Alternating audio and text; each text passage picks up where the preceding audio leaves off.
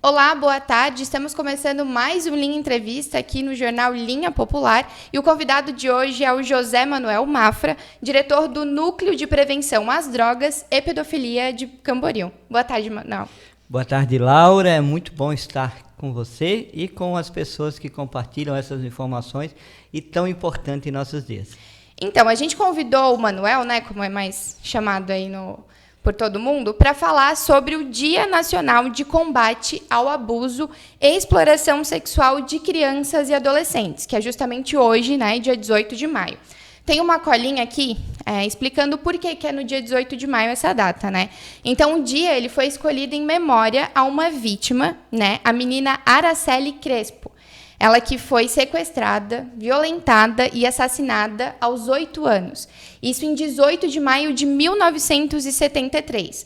O corpo da Araceli, na verdade, foi encontrado só 6 dias depois, né, do acontecido e tinha marcas de violência e também de abuso sexual.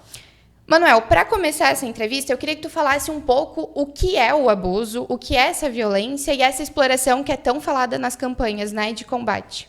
Isso é importante porque quando fala abuso sexual, parece que é tudo uma coisa só, né? Quando fala pedofilia, quando fala uma exploração, a gente que está nessa área já desde 2003, desde o Conselho Tutelar, desde o núcleo. Em termos simples, para a gente separar, a gente pode saber o que é o carinho. O carinho é aquele afeto, é um beijo no rosto, é um abraço, isso é o carinho. A partir desse, passa a ser o abuso, por exemplo, toques íntimos, né? Qualquer ato sexual com crianças e adolescentes pode ser, dependendo da faixa etária, caracterizado como um abuso sexual. Por exemplo, qualquer ato sexual com menor de 14 anos é considerado estupro de vulnerável. E o artigo 217-A prevê isso com a pena de 8 a 15 anos. Inclusive, até exemplificando, esse abuso sexual pode ser com ou sem o consentimento. Por exemplo, uma mãe que deixa uma menina de 13 anos namorar, ela está cometendo o crime e a pessoa que está namorando com ela está cometendo o crime de abuso sexual. Então, nós temos muito esse abuso sexual que é intrafamiliar e esse abuso sexual que é praticado em crianças, na sua grande maioria entre 6 e 11 anos, e não é uma relação sexual, são toques em partes íntimas, que daí caracteriza o abuso sexual. Então é importante que as pessoas possam entender, esse é o abuso sexual. A exploração, por exemplo, a menos de 14 anos, qualquer toque sexual, inclusive beijo na boca, é estupro de vulnerável. Daí vão dizer, e se ela já tem 14 anos? Pode namorar? Que outro crime existe para quem tem mais de 14 anos? Então, vamos supor que a mãe, o pai deixam uma menina de 14 anos namorar, e ela não está cometendo o crime e a pessoa que está namorando com ela não está cometendo o crime. É claro que podemos dizer que é de forma precoce, todos os riscos, todas as situações que existem, mas em fator crime não existe crime. Estaria incluso em crime em duas situações a partir dos 14 anos. Uma seria a exploração. O que é a exploração? É qualquer contato sexual mediante pagamento ou algum benefício, né? Por exemplo, a menina que ela é explorada com uma pessoa que dá dinheiro para sair com ela, caracteriza a exploração. Ou uma outra situação que seria alguém que força essa relação, alguém que ameaça, alguém que obtém uma situação mediante violência ou grave ameaça com aquela pessoa que tem mais de 14 anos. Fora isso, nós temos os abusos sexuais que são praticados pelas redes sociais, mandar fotos íntimas, vídeos pornográficos, caracteriza também o abuso sexual. Então, são várias as situações, bem ampla, bem complexa, né, que caracteriza o abuso sexual. É importante que desde 2009, saber que existe esse estupro de vulnerável. Já é antigo, mas poucas pessoas sabem, né? Antigamente tinha um atentado violento ao pudor, por exemplo, não existia estupro de menino, era atentado violento ao pudor. E em caso de menina, se houvesse a relação sexual, era estupro. E se não houvesse, era atentado violento ao pudor. Mudou, então, né? Mudou. Então, hoje, tocou em partes íntimas, é caracterizado um abuso sexual, uma violência grave, com pena de 8 a 15 anos. Sim, tu falou ali do namoro a partir de 14 anos, mas é quando o companheiro é de maior ou também quando o companheiro é menor de idade, tem alguma... Não, a partir dos 14 anos não existe crime, né? Por exemplo, como eu falei, se a mãe deixa a filha namorar com 13 anos, ela está cometendo um crime. Sim, mas o namorado, ele mesmo de menor a crime, menos de 14. O adolescente ele responde por auto infracional, né? A partir dos 12 anos, né? Então, nós tivemos, por incrível que pareça, uma menina que estava morando junto com a mãe ela tem 11 anos e o rapaz com 19 anos. Então, olha o absurdo que se chega, né, em nossos dias. E daí, na maioria das vezes, só se descobre quando chega na gravidez. Daí chega lá uma menina com 13 anos grávida, o que o posto de saúde tem que fazer? Tem que notificar o conselho tutelar, e daí, a partir dali, se percebe que houve realmente o crime, mesmo que a mãe deixou, que a menina quis e toda essa situação. Sim, tu citou aí o conselho tutelar, eu queria que tu explicasse um pouco a importância do núcleo, né? Porque às vezes as pessoas nem conhecem o núcleo, a primeira coisa que elas lembram é o conselho tutelar, mas acho muito importante tu explicar o que é o núcleo, assim, e como que é o trabalho em parceria com essas outras organizações, né? Tem a polícia, tem os conselhos, como que funciona? O núcleo tem uma função muito importante. Tanto na prevenção às drogas, abuso sexual e desaparecidos. Eu, particularmente, acho que em todo município deveria ter, porque existem algumas coisas que ficam em meio termo. Não é função da polícia, não é função do conselho. Por exemplo, o desaparecimento de adolescente é função da polícia, né? O conselho o que faz? O conselho recebe a notificação, ele não vai procurar. E a polícia também não vai atrás, cada desaparecimento do adolescente, né? Apesar de que a lei desde 2006, ela prevê que a busca deve ser imediata, não precisa esperar 24 horas. Sempre que uma criança ou adolescente desapareceu, os pais vão lá, fazem o boletim e a polícia tem a obrigação de começar essa busca imediata. Mas a gente sabe que não tem estrutura para isso. Então o conselho vai na casa, naquele primeiro momento, conversa com os pais, vê, busca, procura, faz esse trabalho, esse meio termo, né? Em relação ao abuso sexual, nós fizemos aquilo que é fundamental, que é a prevenção. Nós vamos nas escolas e nós falamos para as crianças o que é um abuso, o que é um carinho. E muitas vezes o carinho depois leva ao abuso. Se a criança não souber nessa situação diferenciar, ela acaba cedendo aos prazeres de pessoas adultas e lá ela acaba consentindo com aquele crime, né? E claro que ela está isenta, mas na realidade ela não percebe a gravidade daquilo, por ser vulnerável mesmo, e a pessoa acaba se aproveitando dessa fragilidade. Então, quando nós vamos na escola, 2 objetivos. 1, a prevenção, fundamental. 2, nós buscamos por vítimas, né? Nós identificamos ali, muitas vezes em palestras, informações através de vídeos, através de documentos, formulários e tal, que aquela criança está sofrendo aquela violência sexual. Então, apesar de aparecer bastante números em Camboriú, é resultado de que existem poucos fatos que não são denunciados. Então, é inverso, existe uma estimativa que 20% apenas chegam. E nós acreditamos que em Camboriú chega em torno de 80% dos casos, chega às autoridades justamente nessa integração de CRAS, CREAS, Secretaria de Educação. Por exemplo, nós realizamos um trabalho com todos os educadores aqui, professores, vigias, agentes de saúde, que eles tenham esse olhar assim, opa, a criança pede socorro, Laura. E não é com a sua voz, não. É com o seu olhar, a pessoa consegue identificar. E é muito importante tu citar esses programas de prevenção, porque tem muita gente que às vezes é contra falar, né, sobre o abuso, sobre a pedofilia, por N motivos acham que esse assunto não deve ser citado nas escolas, mas é justamente lá que vocês conseguem identificar as vítimas, né? Isso, é claro que é importante que sejam profissionais qualificados, né? Existem alguns casos que ocorrem aí em algumas cidades que outras pessoas vêm com a maior boa intenção, mas de repente a linguagem, a forma que falam, né? Por exemplo, vai numa escola e fala para os adolescentes, a partir dos 14 anos já pode namorar. O que vai acontecer? Vai sair por aí, o Manuel falou que pode namorar, tal, né? O que eu disse aqui para você é que não incorre em crime, mas os pais é que têm autoridade no lar para dizer até que ponto se pode namorar, com quantos anos, depende da cultura, religião, uma série de coisas, e os jovens devem fazer isso, respeitar os pais têm essa autoridade. Muitas vezes quando os filhos se rebelam e fogem de casa e sofrem estupro lá fora, são porque não aceitam os conselhos, as orientações daquilo que os pais impõem dentro do seu próprio lar. Sim, tu citou ali sobre os casos, eu tenho outra cola aqui, né, para não errar os números. Em abril, Linha Popular fez uma matéria até sobre o levantamento que foi divulgado pelo próprio Núcleo, né? Então, em 3 meses de 2021, o Núcleo tinha já registrado 22 casos, né, de abuso aqui no município. Comparado ao ano anterior, em 2020, foram registrados 36 casos durante os 12 meses. Então, ano passado, a média era ali de 3 casos por mês. Em 2021, a média já subiu para 6 casos por mês. Eu queria te perguntar, ano passado a média estava baixa porque as crianças não estavam nas escolas, ou esse ano houve mesmo um aumento? O que caracteriza essa diferença entre os números? A gente acompanha esses números há muitos anos. 2018, por exemplo, foram 50 vítimas.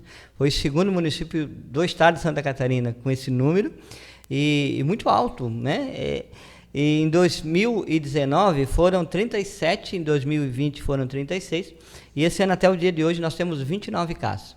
Então, se nós formos comparar, nós vamos dizer que o número já está quase alcançando o número de todo o ano passado, né, em número de vítimas. E também nós tivemos 8 padrastos. Nós temos lá, por isso a importância do núcleo, complementando, nós temos dados lá, quem são as vítimas, se é menino ou menina, a faixa etária, quais são os bairros, quem é a autoria, para que a gente possa trabalhar a prevenção. E esse ano 8, ou seja, 1/3, praticamente desses agressores são padrastos. Então é importante que os pais, que as mães, antes de colocar alguém dentro de casa, possam estar atentos, possam fazer a prevenção no seu próprio lar, né? E eu acredito que sim, foi a pandemia, que o ano passado as crianças não estavam na escola, e esse ano retornou com tudo, né? Os professores já identificando essas vítimas, já acionando o conselho.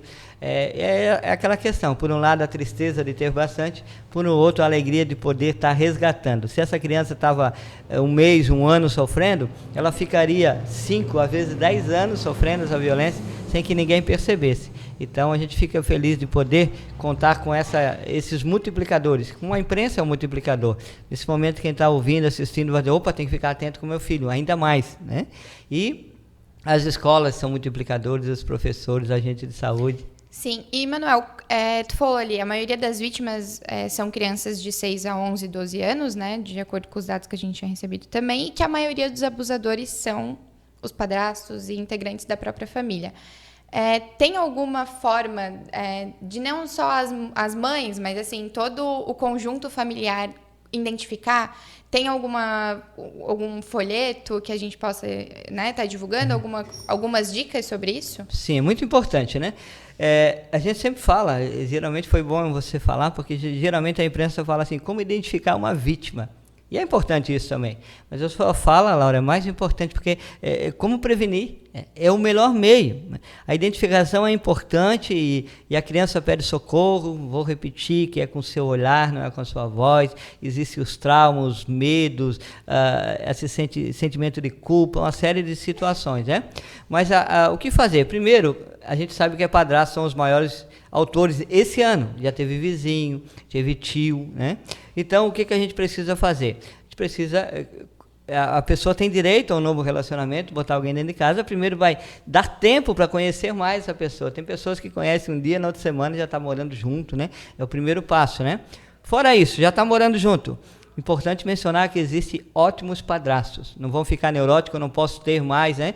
Quem faz isso é em torno de 2%, né? Como existem ótimos pais, ótimos avós, né? Então, segundo passo, você botou dentro de casa, você vai fazer a prevenção. Chama a sua filha lá, tem 6 anos, senta aqui o padrasto, senta aqui a mãe, senta aqui a menina, né? Existem as partes proibidas, vai dizer, ninguém pode tocar. O que vai acontecer se alguém tocar? Você vai me contar. Ou seja, aquele padrasto ali, ele já sabe que existe uma criança preparada, que ela já foi instruída, e que se alguém vier a tocar nela, ela vai procurar a mãe.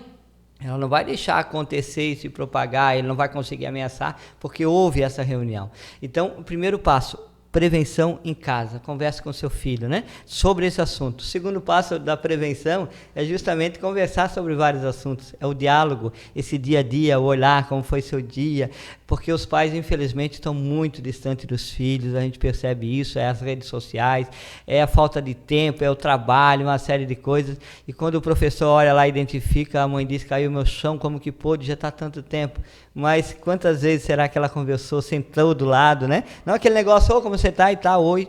É aquele negócio mais profundo do carinho, de colocar limites, regras, né?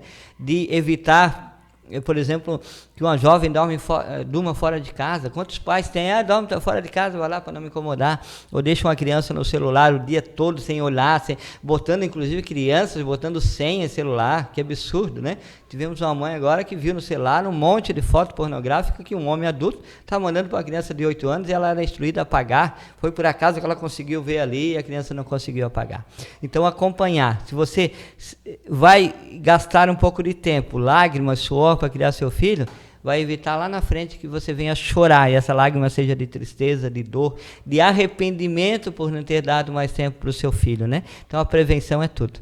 E feito, então, aí a identificação, né, de talvez uma suposta ou de uma concreto caso de abuso, como que denuncia, quem que procura, para onde corre? Isso, vamos lá, você identificou, né? Existe hoje uma lei de 2017 que está sendo colocada em prática em Camboriú, o protocolo de atendimento para vítimas, para evitar revitimizar. O que acontecia? A professora identificava a criança, foi vítima, chorou e disse: eu estou sendo violentada. Ela conversava com a criança, o que foi, quando foi, onde foi. Chamava a diretora. Novamente a criança falava, chamava o conselho, novamente falava. Ia para a delegacia, falava, ia para o fórum, falava, chegava no fim, a criança não queria falar mais, né? Então hoje existe todo um protocolo de atendimento com a escuta especializada e o depoimento especial. Muitas vezes, em uma única fala, de um único profissional, evita que outras vezes ela precise refazer esse depoimento, né? Então, chame o profissional. O conselho tutelar é a pessoa indicada que vai ali, vai ver a situação e vai fazer esse primeiro encaminhamento, né? Esse primeiro encaminhamento, que é a escuta especializada. E depois ela, dependendo do caso, muitas vezes ela não precisa nem passar mais pelo depoimento especial. Aquele depoimento ali já tem validade. Existe um profissional no município capacitado para receber essas vítimas, para fazer todos os encaminhamentos necessários, para evitar que essa criança venha a sofrer mais, né? Inclusive já retirando o agressor do lar. Isso é muito importante para deixar a criança à vontade, né? E existem as formas erradas. A mãe chama lá o padrasto: vem cá, olha o que a minha filha te contou. Consegue, Laura, ver uma situação dessa, como tem ocorrido muito? Ela falou que tu fez isso. Não fiz, por quê? Se sente ameaçada? Imagina, a criança se sente ameaçada e o único crime que ninguém assume é o crime de abuso sexual, porque ele não é aceito nem mesmo pela população carcerária, ninguém tolera uma situação dessa. Então, botar a criança de frente com o agressor, ou ficar intimidando a criança, fazendo um monte de perguntas, isso ali só causa um sofrimento maior à criança. Você soube, desconfiou, o Estatuto diz no artigo 13, mediante suspeita ou confirmação. Encaminhe para o Conselho Tutelar. Tem o Disque 100, que é muito importante, se você souber, no município aí onde tem um pedófilo. Por isso que, quando eu falei a diferença entre abusador sexual e pedófilo, as pessoas acham que é tudo a mesma coisa. O pedófilo é aquele que tem aquela parafilia, que a gente chama. Ele tem esse desejo, ele vai fazer várias vezes com várias crianças, né? Mas a maioria dos agressores que nós temos em Camboriú é o abusador sexual intrafamiliar. Aquele que faz, até pode fazer 1, 2 vítimas da mesma família, mas se ele for preso, for denunciado, ele não vai fazer mais, porque ele não tem esse desejo. Ele acabou fazendo. Por isso a importância da denúncia, além de ajudar a vítima a superar os traumas, vai punir esse agressor para que ele não venha fazer mais vítimas. E muito importante, eu acho, Manuel, que é citar o pós, né? Então, a prefeitura tem um programa de tratamento para essas crianças, né? Com psicólogos, psiquiatras, para pós-trauma, assim, né? Sim. Nós temos para adultos, inclusive, o programa Ainda há Tempo, a gente criou recente, pessoas que não denunciaram lá 20, 30 anos atrás. Ah, legal. Importante isso. E, claro, essas crianças que procuram o Conselho Tutelar já encaminha direto. Esse atendimento é necessário, independente de ter lá a escuta especializada, depoimento especial, ela vai passar com essa equipe do CREAS e essa equipe vai poder trabalhar com essa criança para amenizar os traumas. Ou seja, a criança talvez nunca esqueça, mas ela não vai lembrar com dor. Esse é o objetivo do CREAS. É como uma cicatriz, uma ferida aberta, né? A gente compara com isso. A ferida aberta, a criança, vez por outra, é como se alguém jogasse um produto ali que ela sentisse aquela dor. Ela vai dormir, ela sente aquela dor, ela vê alguma coisa, ela sente aquela dor. Quando ela passa por esses profissionais, é como se fizesse uma cicatriz ali, ela não sente mais dor. Ela consegue lidar com aquilo, ela consegue ser profissional, ela consegue ser esposa, ser marido, porque se ele não denunciar, se não tratar Quando ela vai casar, ela vai sofrer com isso. Quando ela ser mãe, ela vai sofrer com isso. São traumas, muitas vezes, pela vida toda. Por isso é importante buscar essa ajuda, esse tratamento. Sim, e a parte ali, então, do tratamento do abusador e do pedófilo, há esse respaldo, esse cuidado também? A princípio há essa preocupação, né? Mas não, perante a lei atualmente, nós temos o crime de punição, de prisão, isso, aquilo, né? Existe agora algumas entidades, como a OAB, se não me engano, que está tratando essas questões de buscar tratar com o agressor, principalmente em relação à violência contra a mulher, né? Mas no Brasil ainda se busca pena de punição de prisão. Existem alguns países que existe a castração química, que na verdade são injeções para que aquela pessoa não venha cometer esse crime novamente, reincidir, mas isso é tudo judicial, o próprio judiciário que determina, né? Então, há essa necessidade, sim, de um programa que possa estar atuando justamente naquele agressor, estar acompanhando, estar verificando. Até para não ter reincidentes, assim, né? Isso é importante. Já está na raiz o problema, É um problema que vem de dentro, é como o usuário de drogas, né? O usuário de drogas, ele vai lá, faz um tratamento para parar, mas ele tem que estar vigiando. Uma doença, né? Porque vem de dentro, a qualquer momento ele pode ir lá e jogar tudo fora aquilo que ele fez, aquele tratamento. Justamente hoje a pedofilia é considerada uma doença, né? Pelo corpo clínico ali. É uma doença. Manuel, a gente agradece, né, tu ter topado falar sobre um assunto tão importante, que ao longo da entrevista a gente percebeu que nada é mais importante para a prevenção do que falar sobre o tema. Então eu deixo aí o final aberto para tu dar as tuas considerações, falar se faltou algum detalhe aí durante a conversa. Obrigado, Lara, primeiro, Linha Popular, aí, trazendo esse tema tão importante. É um tema que, infelizmente, poucas pessoas têm conhecimento sobre isso. Se você pedir para alguém vir falar aqui, poucas pessoas lidam na prática, porque a teoria tem muitos livros, é importante também, né? Mas alguém que vive, né, como conselheiro tutelar, como CREA, são pessoas que no dia a dia tem noção do que é realmente essa situação e pode falar com propriedade, né? Tem muitos profissionais aqui em Camboriú, felizmente, assim. Eu queria deixar um recado aos pais, né? Há uma estimativa que 1 em cada 3 a 4 meninas, 1 em cada 6 a 10 meninos sofrerá algum tipo de abuso sexual antes de completar 18 anos de idade. Quero pedir, por favor, pai e mãe, tire tempo para abraçar, tire tempo para cuidar, proteja seu filho, porque os abusadores estão por toda parte, eles vêm pelas redes sociais, através da internet, eles podem estar nos bairros mais perto do que a gente imagina, pode ser um parente, né? Não vamos ficar neuróticos, mas nós precisamos estar cada vez mais atentos, né? E ter o seu filho como amigo, e seu filho precisa ter você como amigo. Não é o medo, se um dia eu descobrir. Não, ele não pode ter medo dos pais. Ele precisa ter o respeito, a preocupação em não decepcionar e não desagradar. E acompanhe a vida do seu filho. Procure o máximo tirar um tempo para estar com ele, para olhar nos olhos, para abraçar, para elogiar, para cobrar, para colocar limites. É muito difícil ser pai e mãe, Laura, nesse sistema, você é jovem aí. É muito difícil, né? Mas é possível você criar bons filhos e é possível você proteger seu filho, mesmo diante de tanto mal que existe, tantos inimigos que nós temos ao nosso redor. Linha Popular, aqui, Camboriú é notícia.